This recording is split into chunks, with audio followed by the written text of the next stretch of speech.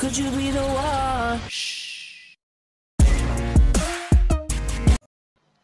Ayan mga kabunso, mga ka-cute, atin namang tingnan ang bagong vlogs ni Migs na pinamagatang basagan ng palayok.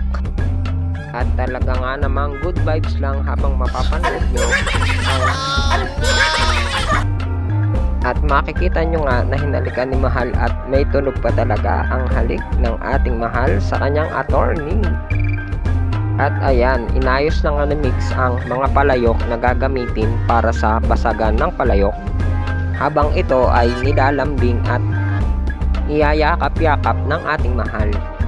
At syempre meron pang bonus na halik sa ating Mahal ang kanyang attorney.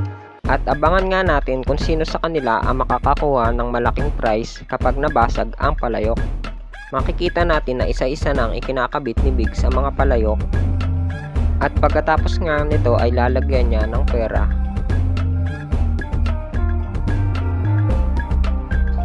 At ang una nga makakasubok ay si Toto.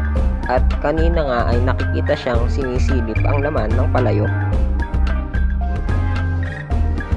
At papaikutin din niya ito kagaya sa mga ginagawa sa mga basagan ng palayok.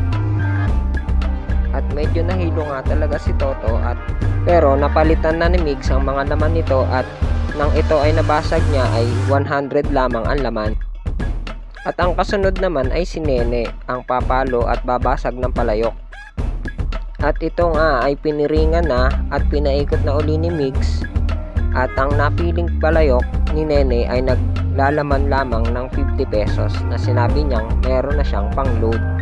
At ang inay rin ng attorney ay sasali sa pagbasag ng palayok. At maswerte ngang nakuha ang 1,000 at ito naman ay binigay niya kay Nene.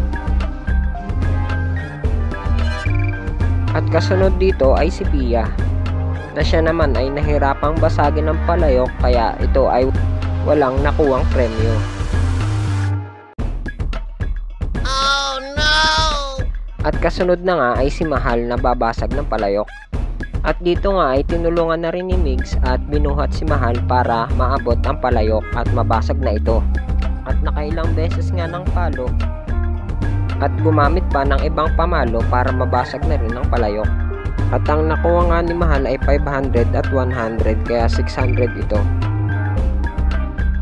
At muli namang susubok si Pia dahil hindi niya nabasag ang palayok kanina.